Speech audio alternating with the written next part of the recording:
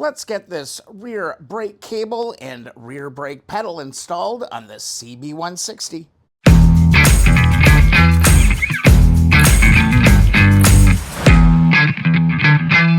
To me, this seems a lot easier going together than it does coming apart.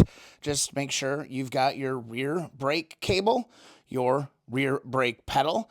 You're going to need a few pins, a smaller one, a larger one, and I'm going to use an R-clip in this instance. Then also be sure to clean up your rear brake light switch. Oh, and don't forget that spring. That's important. Go ahead and grab your Dremel and clean off any paint on this piece right here. Get yourself just a little bit of grease and apply some grease to this post right here. With the post cleaned off, we can get to the rear brake pedal. First things first, we need to get our spring oriented. So this is how this is going to orient. It's going to loop outside. And what we're going to do is we're going to slide this onto the post, just like that, and then reach this backside around this post right there. It should come up right over the top there. See that? Perfect.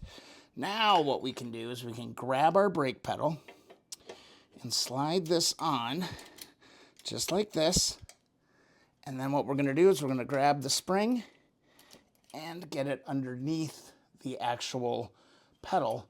So we got some spring action happening there. Here's another look at it. That loop is coming up underneath the bottom. And then what you should have is a washer. And then we're going to take one of our pins and slide our pin in and through, just like that for now. The hardest piece to install is this rear brake light switch, but only because the wiring takes kind of a weird route.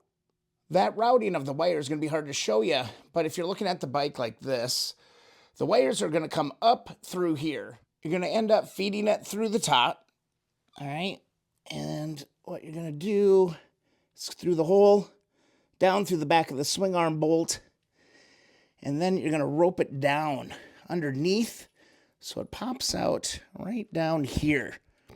That's kind of the look at it there. That's kind of the best I can do to show you this. All right, so with your switch here, you're going to take a look, and there's going to be your spring, a nut, and two washers.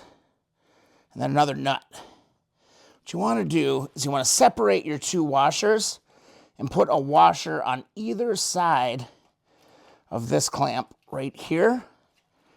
And then what you're going to do is hold that into place. And right now we just kind of want to gently, oh boy, going to be one of those nights, gently tighten up those nuts and keep that thing in position.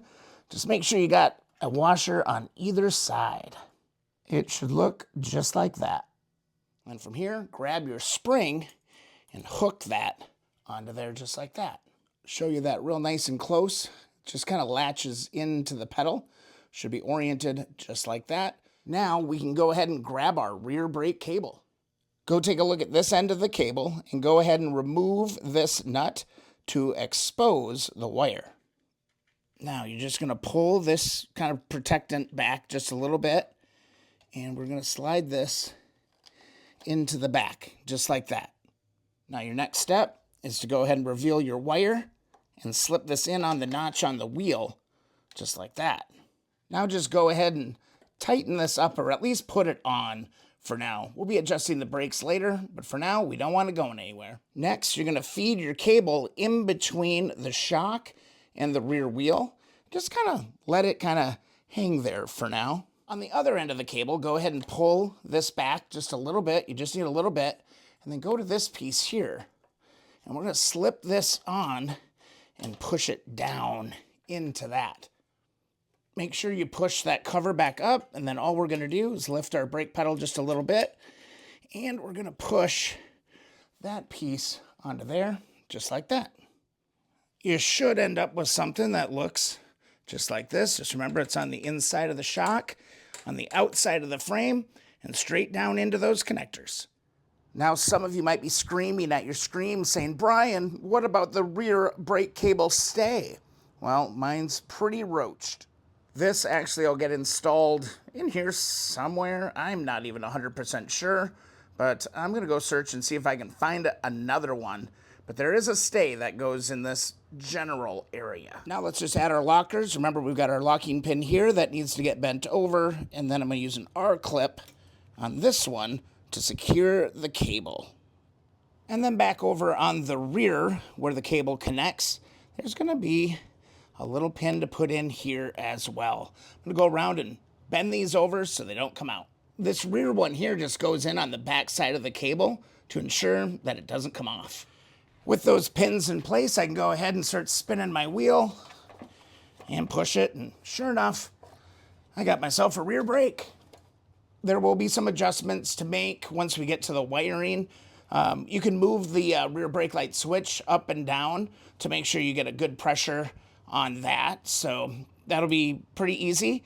And then also, if you need to adjust the actual brakes later, I'll show you how to do that. In this area is where you can actually start to move things around a little bit. There's an adjuster bolt on the top and the bottom, so if you need to tighten it up, loosen it up, whatever the case, you do that right here.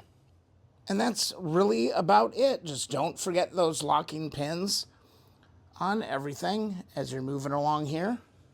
Just like that. That's what it should pretty much look like. When you push on the pedal, you can see it pulls that little light switch out, so you're going to have a rear brake light.